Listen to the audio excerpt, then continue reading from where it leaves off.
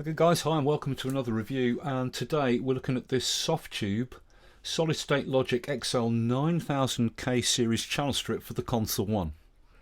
If you don't know the Console 1 product, check out our channel. There is a full in-depth review there. I liked the product so much I went out and bought one after reviewing it. It's a fantastic product.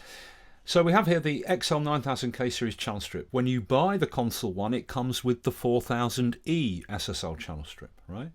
Additionally, you can buy this XL9000K channel strip, and you can also now buy the British Class A channel strip for Console 1 as well, right? So here we have the XL9000K. This is all fully endorsed by Solid State Logic, which means that Softube and Solid State Logic worked together on the project to get the emulation exactly right, to the point where Solid State Logic would apply their name to the product. Right? Okay, so I'm going to start off by trying to describe the sound of this channel strip.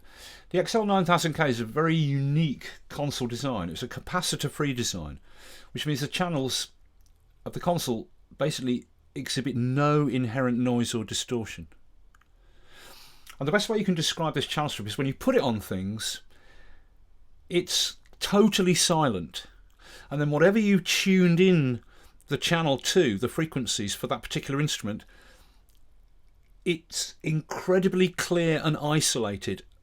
Almost, it sounds psychoacoustically, it sounds as if there's a noise reduction on each channel. I can't describe it any more than that. It's got this kind of silent sound. And then whatever you're tuning into, in terms of frequencies, that just comes through very tight and defined, right? Now, the XL9000K is apparently particularly favoured by R&B and hip-hop engineers. It gives bone-crushing deep bottom end, very low at the bottom end it goes, and incredibly high at the top end, right? And the mids are very, very tunable. They can go quite tight and peaky if you want. So you can absolutely isolate different frequencies for instruments to separate things out into their own divided frequency ranges, and you get this incredible tightness to everything. So you can get this kind of bone-crushing bottom end, but it's a very sort of totally phase coherent and really tight, and ultra high end up the top end for the finest things like the shaker and hi-hats can be isolated off to be just the finest sizzle or the breadth of vocals or the edges, the airiness of acoustic guitars or other things like that, yeah. But as I say, overall it's got this sound as if there's a noise reduction on each channel, this kind of total silence through which the sound comes through very, very tight and defined, right? And just to start by showing you, I've got a drum mix here, right? And every active drum, it's just Logic's built-in drum machine designer. On every active drum channel, I've got an instance of Console 1, right? So let's have a listen to it. Right, and it's got this really tight, defined sound. Now I'm going to just take out the Console 1 instance on each active drum channel and listen to how it becomes sort of all flabby and undefined.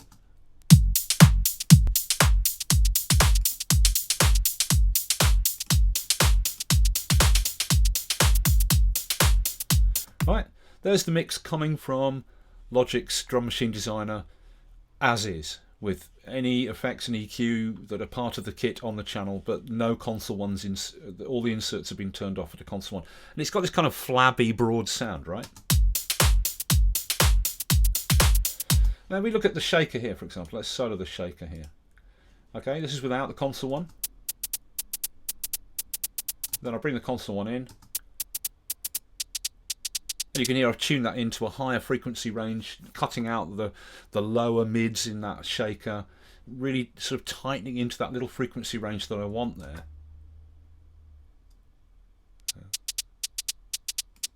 Without, with, right? And then let's have a listen to this hi-hat here. Okay, this is hi-hat here. Let's have a listen without Console 1. Quite a broad hi-hat sound. Bring in the Console 1.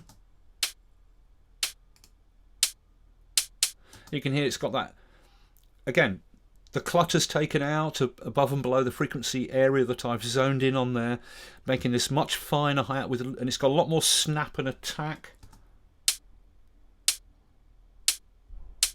Yeah. So look, I'll just play the beat. This is without the console one insert switched in, and then I'm just going to go and switch them all in and listen to how the beat just completely tightens up and gets more defined. And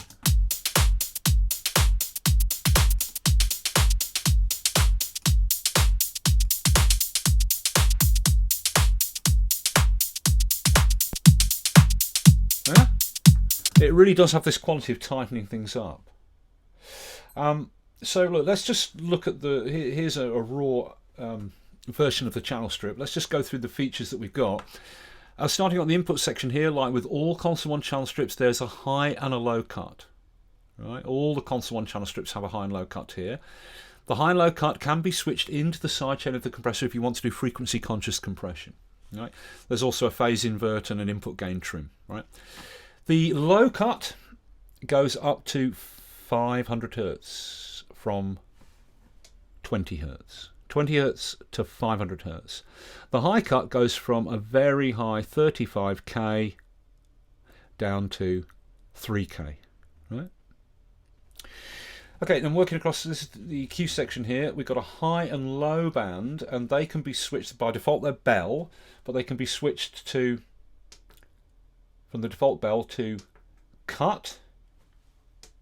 Right, and you'll see in cut, the gain for either doesn't function, right? Because they've got a fixed roll off, and you can see that the cut for the low is a bit steeper roll off than for the high, right? So they can be switched to cut like that, and they can be switched to shelf. So bell, cut, or shelf, right? The low band has 16.5 dB of boost or cut in bell or shelf. Right? And the high band in bell or shelf has 20 dB of boost or cut. Right?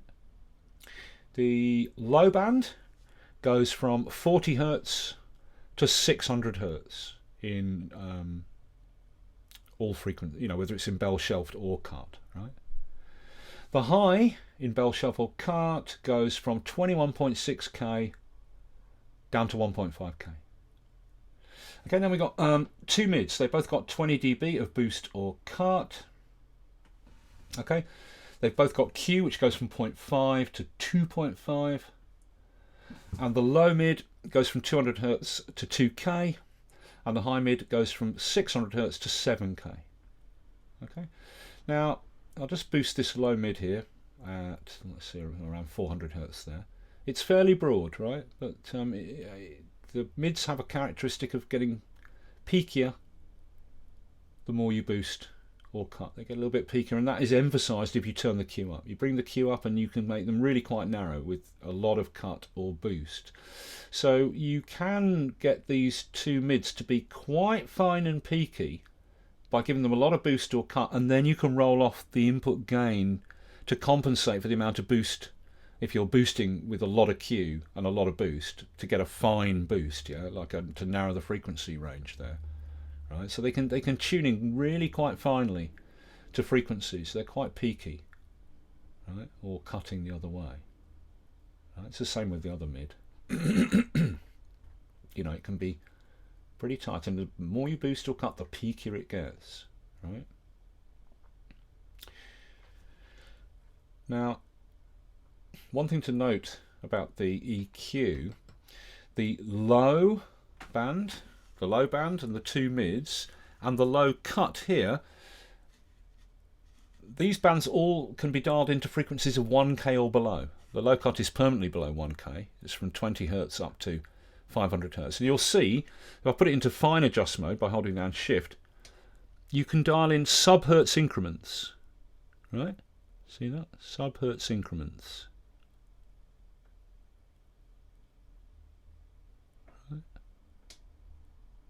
It's the same with the low band here. You can dial in sub-Hertz increments, look, by holding down the fine adjustment, you can get that even finer.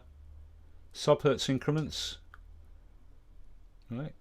Because all the frequencies for the low band here are below 1K, so you've got sub-Hertz increments for all across the frequency range for that low band, and the same for the low cut. And then with the low mid, above 1K you don't get the sub-Hertz increments, but roll it down to 1K and then below 1K, here we go, look, boom, 1K, and below that, oop, you get the subhertz increments all the way down to the lowest it goes, 200 hertz, right? And the same with the high mid. It goes from 600 to 7K, so bring it down to 1K. Here we are, roughly there. Into fine adjust, and below 1K you get the subhertz increments, right? The high doesn't go lower than 1K, so you don't get it there. But here's the thing, I can't figure out the resolution for these subhertz increments, right? If you go on this low frequency here, on the low band, or the low cut, right, at a really low hertz amount, like here at 68.8. Now if I hold down shift, I can get 68.9, 69, 69.1, 69.2, 69.3, 4, 5, 6, etc.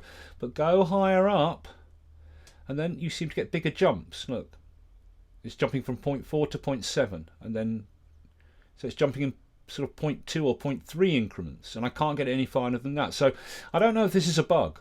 I'm hosting this in Logic, right? I'm running the Console 1 in Logic here. Now, go back about 6 weeks ago, there was a problem with the interaction between the hardware controller, and this was in Logic, right? There was a problem with the interaction between the hardware controller and the actual plugin. You'd move the frequency, and you would, or sweep a frequency, change it, and you wouldn't hear something for a while. There'd be a delay, 30 seconds, or sometimes even longer, and then you suddenly hear the frequency start to change. So there was a delay on everything. They fixed that really quickly, so you don't get this delay anymore. But there are some things I'm noticing, and one of them is that I can't figure out what the what the resolution of these subhertz increments should be. There doesn't seem to be a consistency to it. As I say, at lower hertz frequencies, you can dial in 0.1 subhertz increments, but go any higher up and you start to get bigger jumps. I don't know if that's deliberate or whether there's still a problem with the hardware controller communicating with the plugin. The other thing is, when you're adjusting, particularly down the low end, you're adjusting the frequency of a boost, for example, you'll hear a warbling kind of artifact as you change the frequency. It stops as soon as you stop moving the adjuster. But I suspect there are still a few problems with little bugs with Logic, and perhaps this should give absolute 0.1 of a hertz increments across the whole range below from 1K down. But we'll have to see what Softube say about that. I haven't actually talked to them about it. Okay. Now I don't know, because I've never used this console. Perhaps the idea of designing in these subhertz increments was so that you could tune the low and the mids to be, octaves apart exactly, or harmonic intervals apart, thirds, sevenths, or things like that. I don't know why it's designed that way, but that's how it works anyway. All right, so subhertz increments for the low cut over here. Whoops, sorry, well, that's the input gain. For the low cut here, and for the low band, and for the two mids below 1K, you get subhertz increments, right? Okay, so that's the basic EQ in the low and high cut. We've got the gate. Unlike the 4000E channel strip gate dynamic shaper section, you don't get the punch and the punch sustain. Okay, the gate has threshold, a release, 0.1 to 4 seconds, hold from 0 seconds to half a second, and a range control. And like all Console 1 channel strips, the gate can be switched to hard gate. It's a good little gate. It's quite fiddly to set up though, because you've got the extra controls. It's not like a super fast gate to set up. And then the compressor over here, we're going to listen to these things in a minute, but the compressor over here, you've got continually variable ratio, right? It's not like, 1 to 1, 2 to 1, 4 to 1, 6 to 1 or something. You've got 1 to 1, and you can hold down fine shift and you can get like 1.1 to 1, 1.2 to 1, 1.6 to 1, 2.1 to 1, 2.6 to 1, 2.7 to 1, 2.8 to 1. You've got all these sub ratio amounts you can dial in, and it goes from 1 to 1 ratio up to 100 to 1, kind of infinity limiting, right? The attack control just is variable between fast and slow, and the release is the same as for the gate, 0.1 of a second to 4 seconds. And like all Console 1 compressors sections, you've got a parallel control to do parallel compression within the channel. Right? And remember the high and low cut, again like with all Console 1 channel strips, the high and low cut can be switched into the side chain of the compressor to do frequency conscious compression. More on that in a moment. And then on the output section here, we've got the drive control. Now all Console 1 channel strips come with this drive control, and its accompanying character control. You turn up the drive and it emulates the channel being driven harder and harder and harder, you know, with more and more input gain, right? The thing about the 9000K, as I say, or as I mentioned before, is a very, very unique design. Capacitor free. The channels exhibit no inherent noise or distortion, right? Or pretty much negligible, right? So the channel doesn't actually give any sort of distortion characteristics. So Solid State Logic built a distortion circuit, or an overdrive circuit, called, I believe it's called Variable Harmonic Distortion, VHD. And so on this 9000K channel strip, the drive and the character control that accompanies the drive are an emulation of that variable harmonic distortion circuit from SSL. So you turn up the drive and you get channel overdrive, let's call it, right? And the character control is different to on the other two channel strips, the 4000D and the British Class A. On those two channel strips, you set the amount of drive you want, that's how much overdrive the channel's getting. And then you turn the character positive from 12 o'clock, you get more treble and treble harmonic content in the distortion. Turn it negative from 12 o'clock and you roll off treble and treble harmonic character from the distortion. But this variable harmonic distortion circuit is different. The drive control still gives you the amount of overdrive, but the character positive from 12 o'clock gives you third order harmonics and negative from 12 o'clock gives you second order harmonics. So the third order harmonics are sort of more transistor like, and rolling it counterclockwise you get second order harmonics which are more tube like. And the best way to describe this is you drive it in terms of character positive from 12 o'clock to get third order harmonic emphasis. It's like turning up the presence control on a guitar amp. Turn it the other way and it's like turning down the presence control on a guitar amp. You don't get more treble this way and less treble that way. You get sort of more edge to the envelope of the sound that way and less edge to the envelope. So it's softer and more rounded that way, more edgy that way. Right? Well, anyway, we'll listen to that in a tick. And that's your channel strip. There's your kind of parameters. So let's go and listen to something here. Let's go with this kick. So here's the kick. I've got it. Right, I wanted a quite boxy bass sound to this. So I've got the low set to bell at 139 Hz, which is giving me this sort of bass boxy frequency, quite like that. Right, I'm using the low cut here at the bottom. Pardon me, at the bottom end to take out the real low stuff, sort of 38, 40 Hz down. Let's just put that to 40 Hz. Come on. Right. So I'm rolling off that bottom end with the low cut, and then I'm giving it this bell here. But look, it's really tight. That's a really tight bell for a low bell, right? Look at it. It's really tight and peaky. So I'm going for this kind of boxy thing. And then I've got a dip here in the mids, centered at 670 Hz, low Q.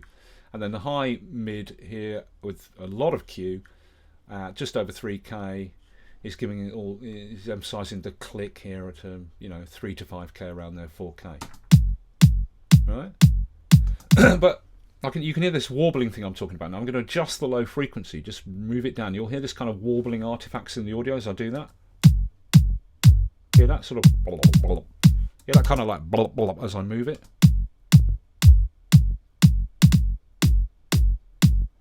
But you can go really low at the bottom end. You know, you can get like real bone crushing bottom end.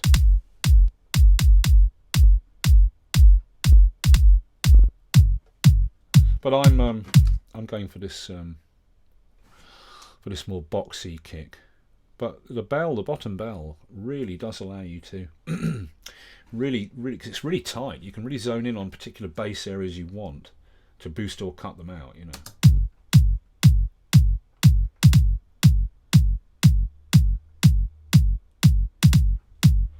Top end here, let's just move it around.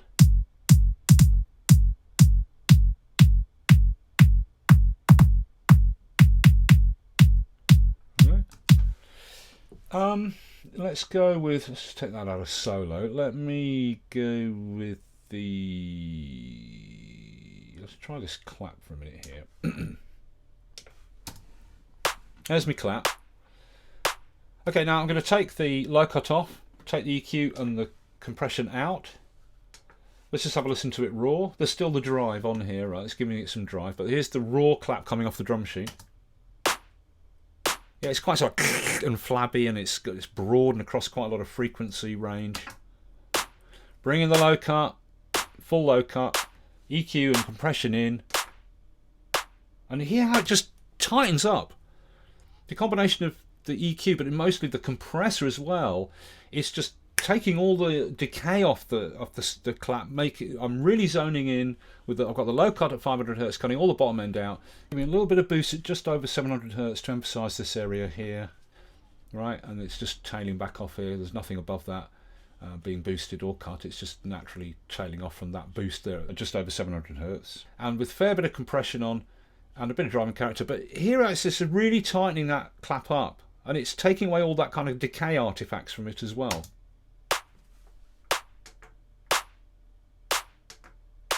Yeah, really, really nice and tight there. Let's have a listen to this gate. As I say, the gate, you've got your threshold, right?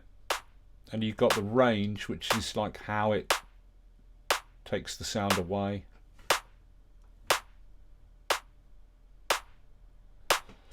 Yeah, like, you know, just dips the sound down a bit. Dips it down steeper and steeper, or in hard gate it's a vertical drop off, and then you can still use the range to adjust how it tails out at the end as it cuts the sound out. Yeah.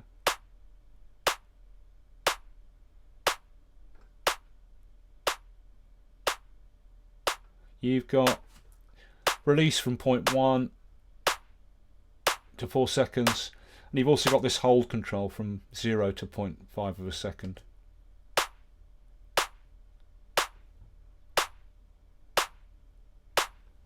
Right, so it's a tidy gate, but it's a bit fiddly to set up.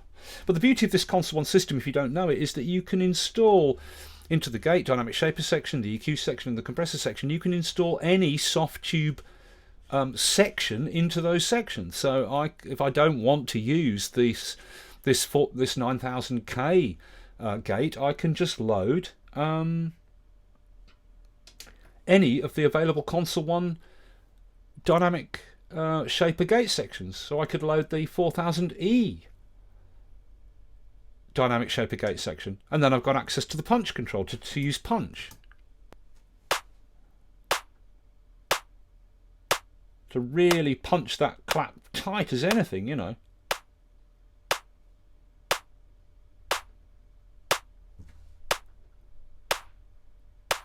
Yeah. It's clever, man. Really clever, the way that you can mix and match the components like that. Fantastic. Let's go back to the original 9000K gate. So there's your gate. Bit fiddly to set up, but you know, it's a good, tidy, accurate gate. The compressor, let's go with the kick. Kick, where's my kick? There it is.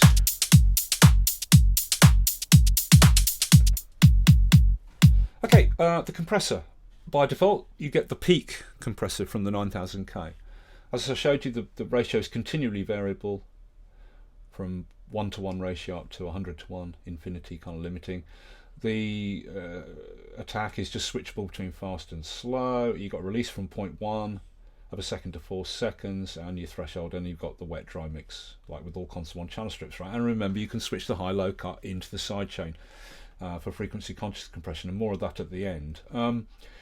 Now this compressor, it really clamps down, right? It's really got some hardcore like clamp down, but it doesn't have that kind of slurp curve out at the end. And what I mean by that is,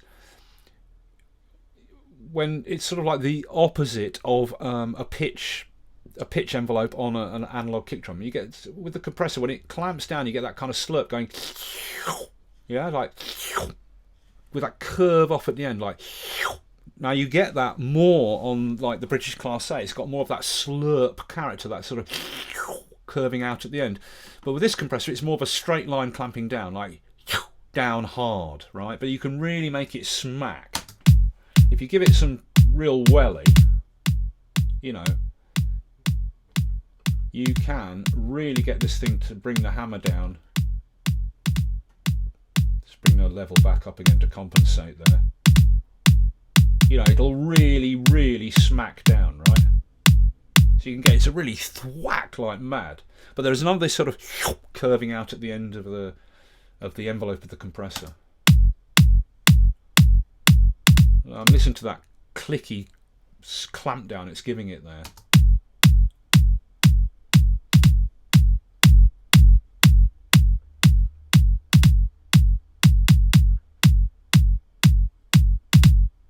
Right, but you know, give it less hammer and it can be quite invisible and subtle.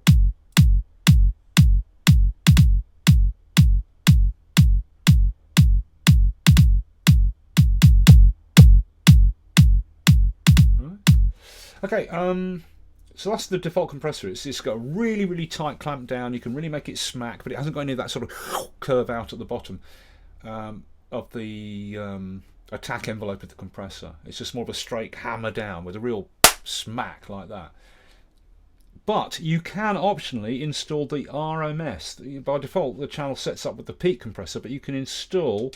Again, this is this whole thing of being able to install any compressor into the compressor section. You know, any Softube compressor, like all these I've got installed on this Mac. Any of these Softube compressors can be installed into the compressor section. But I can install. That's the peak that we got now, the 9000K peak compressor. I can install the RMS compressor. Okay, now there's no point me showing you this, so I've got no material here set up to show. But basically, it's got a similar envelope to the peak compressor. It's got the same kind of sound. It's got that hard smack down when it's really hammering, but without that curve out on the envelope as it clamps down. But basically, peak RMS, it's just how the compressor detects, right? For noobs, the default peak compressor, it looks for peaks, right, on the sidechain, analysing the signal. Anything that goes over level, it bam. It compresses it at the full compression ratio. Every little peak that goes over gets hammered down at the full ratio. But RMS detects the signal differently. You know, we can install the RMS compressor, and now it's the RMS compressor.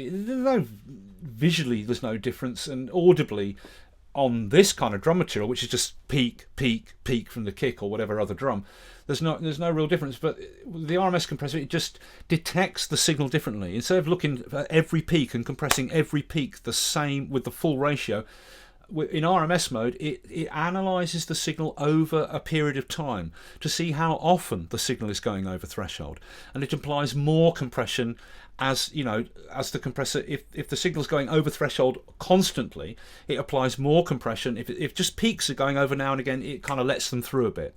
So the RMS compressor just reacts to the sound differently. You can think of it as a more kind of soft knee type approach almost, right?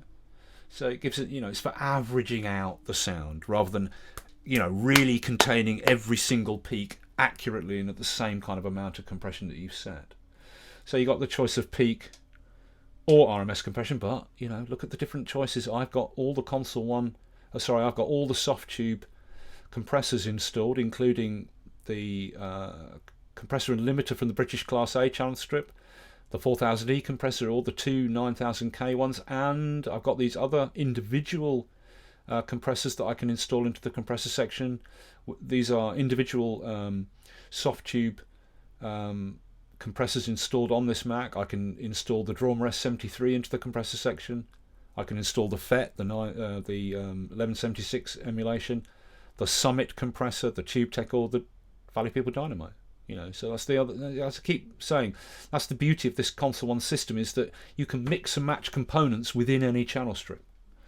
Okay, so I'm going to go back to the 9000K peak. Boom, there we are.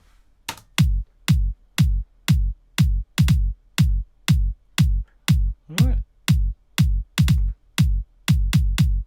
Okay, and then finally, the drive. Well, as I explained already, the drive.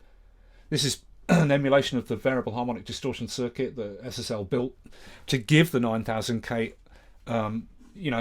overdrive distortion on the channels if engineers required it, because it inherently doesn't have any noise or distortion.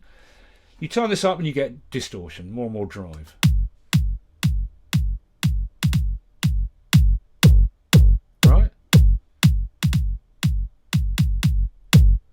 But the character, turn it this way, you get third order harmonics, and that way second order harmonics. So this is sort of softer and more rounded on the envelope of the sound when it distorts, and that's sort of more transistory and edgy on the envelope. As I say, it's just like turning up the presence control or turning down the presence control on a guitar amp. But this, turning this way, you don't get more treble to the distortion and less treble that way, right? Yeah, it just gets more presence this way and less presence that way. Right, and there you go. That's basically the channel strip. Alright, let's just quickly look at the mids and the high end. I'll show you that bass. And you know, the bass goes down really, really low. You've got this very, very, you know, if you give it some boost, and you can compensate for any real, if you're giving it a lot of boost to get the really tight peaks on the low bell or the high bell or any of the mids, when you know they're really peaky, set to full Q, you can compensate for that massive amount of boost you're giving on the EQ by rolling off your input gain, whatever you like, right? But with the mids, let's go with the where's that snare? Snare, there it is, number 10. So here's my snare. Okay, and I'm using the low and high band set both to cut, to take off the bottom and the top end, right? The bottom end's been cut down off at just over 100 hertz, 150 hertz. The high end's being cut off at 5.5K, and then I'm giving it some 1K boost in the middle there, just to emphasize that part of the snare. Some compression, etc. So let me take off the two cuts. Let's take those off and just look at this mid a minute, the mids. Okay, so we've got this high mid. Let's give it some full Q, so it gets quite tight, right? Quite tight and peaky. And you know, then I'll just shift it up and down. It goes really up, quite fizzy, up at 7K there, and then down, down.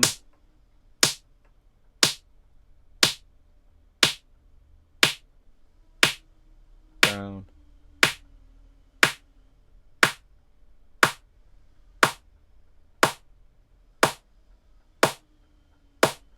Yeah, you can really tune into frequencies, as I say, very accurately with this, or fairly, you know, for a kind of general mid EQ. It gets pretty tight if you want it to. Let's look at the other one, the low mid here. Let's give it some boost, full Q. And here we go, starting at 200 hertz, right, up we come,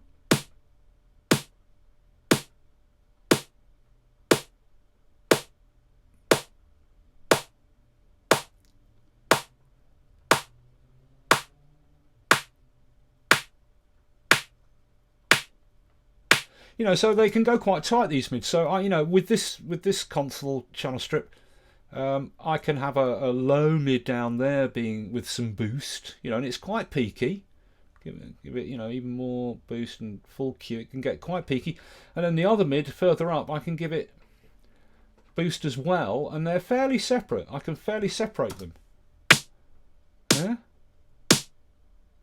like that. And then to compensate for the amount of boost, I'll just roll off the input gain. Yeah, you know, they can be quite tight, right? Okay, let's take those two off. Then what was I giving this one? About 1K, wasn't I, around there? And then I had this up at about, whoops, on cut at about 1.5 there. I had the high in cut at about where it is, something like that. Yeah, it was somewhere like that.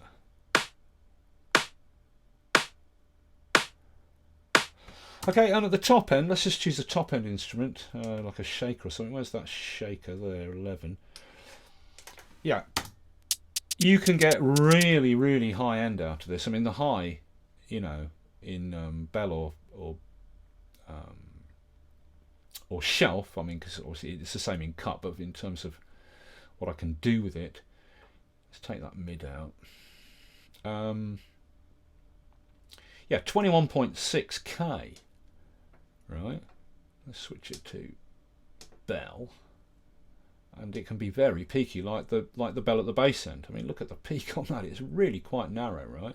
It gets really peaky as you give it some boost, and you can really. I'll tell you what. Let's I'm going to use the low. Take off that bottom end even more. We'll use some. Take some bottom, some mid out with that mid there. So we're really isolating that top end. And listen to how fine I can get it. I mean, it's ultra fine. I can tune into the finest top end frequencies.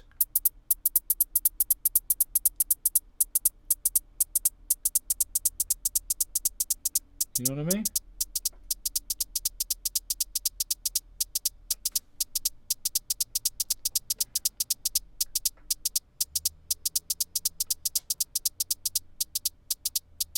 It really, you can get the most finest top end out of this thing. You know what I mean? So yeah, you can really isolate sounds, because you've got, you know, these very tunable mids, or these sub-hertz increments as well, which, as I said, it allows you to, you know, if you look up your charts, it potentially allows you to do octave apart. You can have a bass boost and then an octave above a mid, or 2 octaves above a mid boost. You can boost, you know, with the sub-hertz increments. You should be able to tune in, you know, thirds and sevenths or inner frequencies and all sorts of bits and bobs like that and stuff you can do.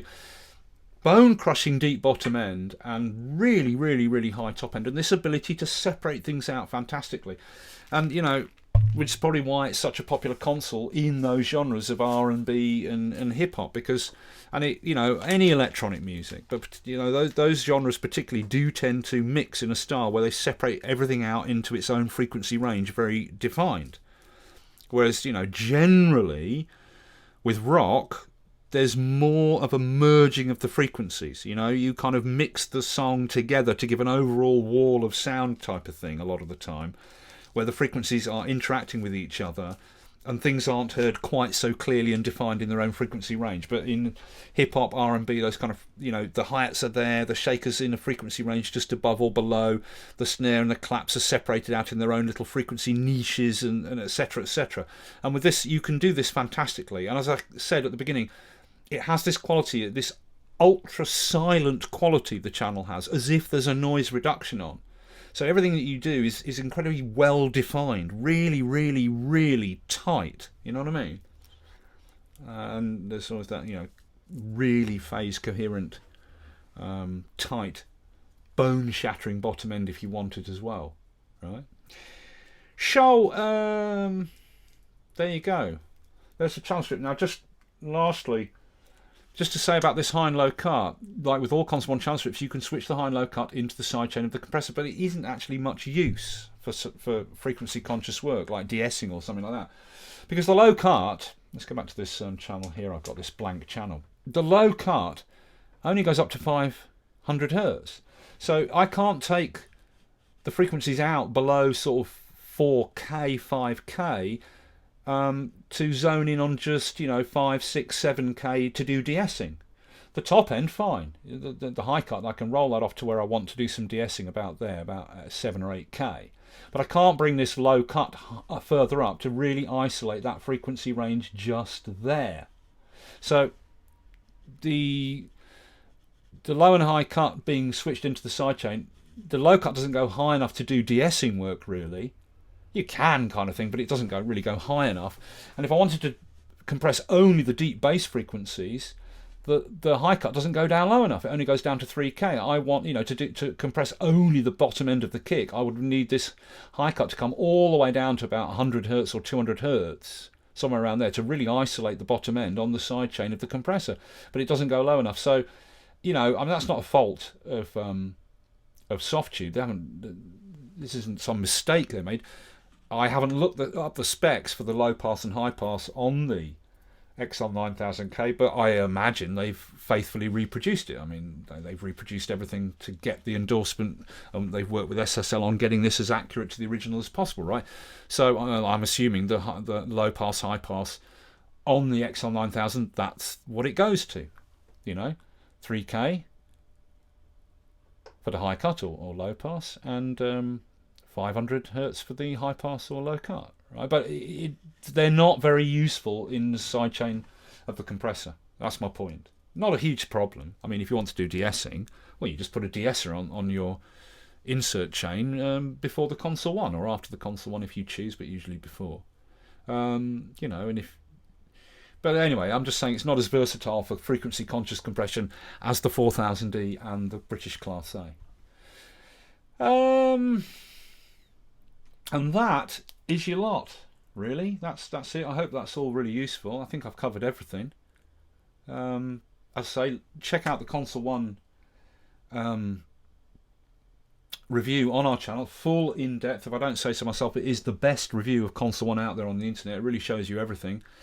And remember, there's always this fantastic ability with the Console 1. You can mix and match components. You can have any EQ in the EQ section, any dynamic shaper gate in that section there, and any compressor in the compressor section. You can mix and match components. So I could have the 9000K EQ and the 4000D compressor, or I could have the, you know, British Class A compressor and the 4000D EQ, or vice versa, the British Class A EQ and the 4000D compressor. You can mix and match any Softube components on your system to build custom channel strips. It's really, really very, very, very clever indeed. So go and check out the review because it's an absolutely fantastic product. So yeah, in summary, you know, the 9000K, it's got this super tight sound. Really, really, really tight sound. Super quiet. It has this it has this psychoacoustic quality of really isolating things. You can fantastically isolate things into their own frequency ranges.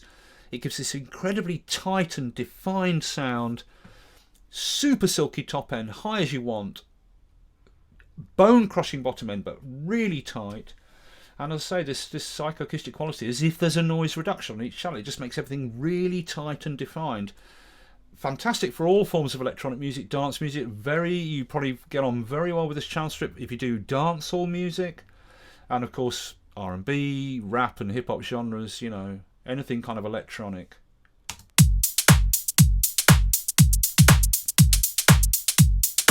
So there you go. That's it. That's your lot. That's the XL9000K from Softube for the Console 1. Bit of a long review, but I've tried. I can't show you this in any meaningful way and get it any shorter than this. I hope that's been useful for you, and I'll see you for the next video. And just to tell you, I am going to do a video very soon where I'm going to just switch between the 4000D, the 9000K and the British Class A channel strips. These are the 3 channel strips available for Console 1. I've got all 3 now, and I'm going to do a little video where I switch between them so you can kind of hear the difference. You really can hear a difference between them. They are absolutely all different. They really are. Okay, so I'll see you for the next video, and I really hope that's useful. See you for the next one.